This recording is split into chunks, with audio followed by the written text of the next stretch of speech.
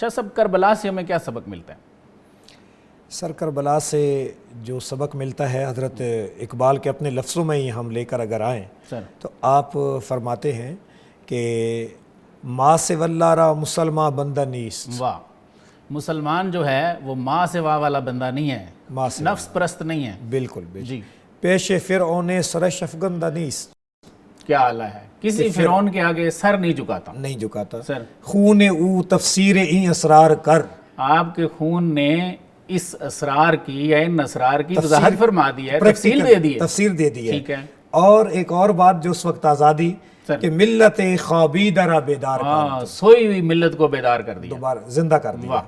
اور اس کے بعد آگے پوری منظر کشی آ رہی ہے کہ جو لا الہ جس کے لیے امام نے سفر کیا تھا اس کی منظر کشی دشتے کربلا میں بڑی عمدگی کے ساتھ حضرت اقبال نے کی کہ تیغ لا چو از میاں بیرون کشید. جب میان سے لا کی تلوار آپ نے باہر نکال لی.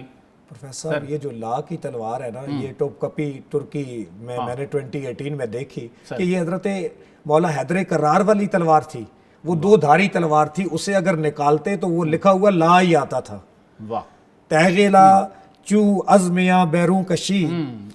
جب لا کی تلوار آپ نے اپنے میان سے نکالی، از رگے ارباب باطل خون کشید. واہ واہ، ارباب باطل کی رگوں سے خون نکال دیا آپ نے. اور اس کے بعد نقش الا اللہ بر صحرا نوشت. صحرا پر الا اللہ کا نقش کھینچ دیا آپ نے. سطر عنوان نجات ما نوشت. واہ، ہماری نجات کی سطر لکھ دی انہوں نے. سطر لکھ دی. تو یہ مقاصد کربلا بالکل واضح ہے کہ ایک تو لا الہ کا احیاء کر دیا اور ہماری جتنی نجات ہے اس کا سما امام علی میں. ورنہ تو ہر دور میں وقت کے یزید دین کے اندر تخریب کاری کرتے رہتے. امام علی مقام نے اس کی اس روش اور سیل رواں کے آگے بند باندھ کے رکھ دیا اور لا الہ کی طاقت کو دشت کربلا میں واضح کیا اور اپنے گھر کے بچوں، جوانوں اور اپنے بھائی عباس سلمدار کے خون سے آپ نے آبیاری تو کر دی لیکن کلمت اللہ کو نیچے نہیں جانے دیا بلکہ اس کو بلند کر دیا. سر آج کا مسلمان جب یہ فلسفہ کربلا کی طرف نظر کرتا ہے تو بہت سارے لوگ یہ ہم جیسے جو کمزور ایمانوں والے ہیں وہ یہ کمپیریزن کرتے ہیں کہ امام پاک کیوں گئے جب باقی صحابہ نہیں گئے. تو وہ کہتے ہیں جی وہ تو بلکہ روکتے رہے حضرت کو کہ آپ بھی نہ جائیں. تو سر آپ کو اس میں کیا فلسفہ نظر آتا ہے؟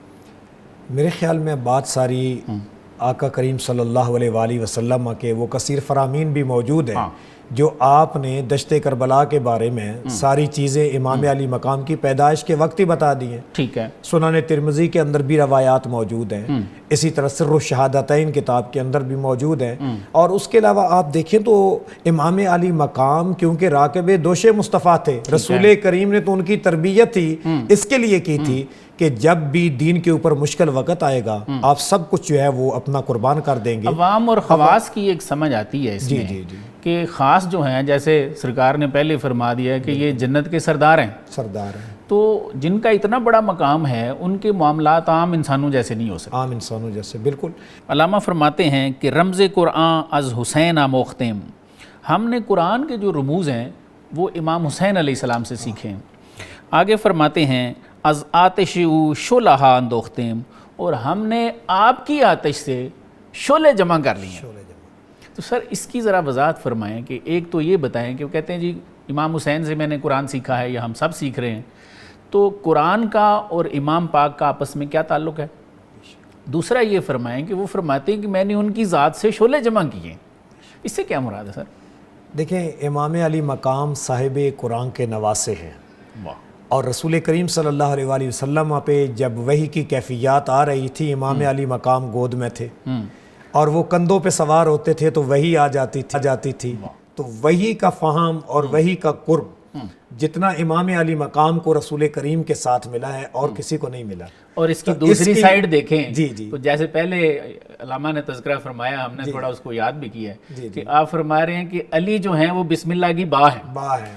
تو باپ کی طرف سے بھی ملا, باپ کی طرف سے بھی ملا, قرآن کا علم ملا, بالکل, اور نانا کی طرف سے بھی ملا. نانا. اور پھر دوسری بات یہ ہے کہ جو قرآن فرماتا ہے نا لما تقولون ما لا تفعلون, وہ کیوں نہیں کرتے جو تم کہتے ہو. ٹھیک ہے. تو امام علی مقام نے تو ابھی جو میں نے بتایا کہ سورہ بقرہ کے 5 امتحانات اپنے پورے خاندان میں جمع کر کے دشت کربلا میں عملاً اپنے آپ کو حاضر کر دیا. بالکل ٹھیک ہے. اور پیش کرنے کے بعد پھر آگے دیکھیں آپ, روایات ہمیں یہ بھی تو ملتی ہیں کہ امام علی مقام کے سر انور کو جب نیزوں پہ سوار کیا جاتا ہے اور شام کی طرف لے جایا جاتا ہے تو وہ سر اوپر بھی قرآن کریم کی تلاوت کرتا ہوا نظر آ رہا ہے.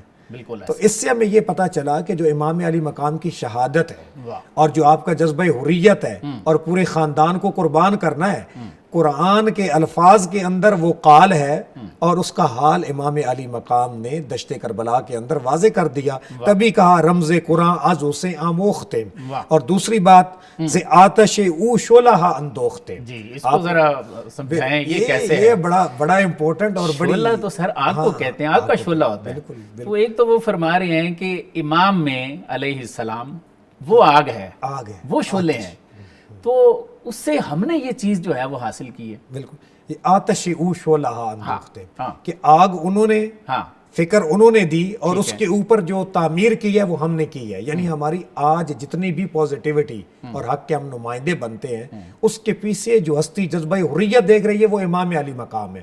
مثلاً آپ دیکھیں ہماری افواج پاکستان ہے, مسلمانوں کے کتنے سپہ سالار گزرے ہیں, آپ دیکھیں ان تمام کے اندر جب لشکر کو تیار کیا جاتا ہے تو کوئی ایگزامپل دی جاتی ہے, تو جو ان کے اندر ایقاظ الہمم کرتا ہے, انسپائر کرتا ہے, امام علی مقام کی ہستی ایسی ہے کہ ان کے اس دشت کربلا کی قربانی کی اس آتش سے ہم نے کتنے پاسے پلٹ کے رکھ دیے ہیں. وجہ کیا ہے کہ امام علی مقام کی وہ قربانی جو مجاہدین ہیں ان کے سینوں میں بھی آگ لگا دیتی ہے. تو یہ وہ عظیم قربانی ہے جو ایک مجاہد کے دل کے اندر قربانی دینے کو آسان کر دیتی ہے. اور وہ ایگزامپل کے طور پہ امام علی مقام کو سامنے رکھ کے کہتے ہیں کہ لا فتح الا علی لا سیف الا ذوالفقار. تو وہی تلوار ذوالفقار امام علی مقام کے ہاتھ میں بھی تھی. تو اسی لیے آتش او شعلہ اندوختے.